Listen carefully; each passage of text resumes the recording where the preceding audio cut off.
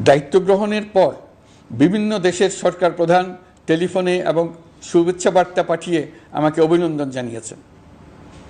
বিভিন্ন দেশের রাষ্ট্রদূত এবং হাই কমিশনার বৃন্দ আমার সাথে সাক্ষাৎ করে দ্বিপাক্ষিক সহযোগিতা বৃদ্ধির আশ্বাস দিয়েছেন।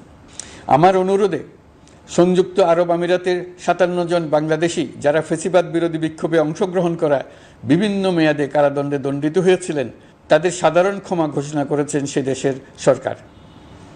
ইতিমধ্যে তাদের কয়েকজন দেশে ফিরে এসেছেন। এই ক্ষমা প্রদর্শন ছিল অতি বিরল একটি ঘটনা।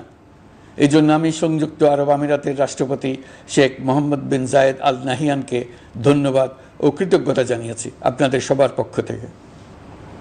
যে সমস্ত সরকার প্রধানের সঙ্গে আমার টেলিফোনে যোগাযোগ হয়েছে তাদের মধ্যে রয়েছেন ভারতের প্রধানমন্ত্রী নরেন্দ্র মোদী, পাকিস্তানের প্রধানমন্ত্রী শাহবাজ শরীফ। আমরা ভারত এবং অন্যান্য প্রতিবেশী রাষ্ট্রসমূহের সঙ্গে সুসম্পর্ক চাই, তবে সেই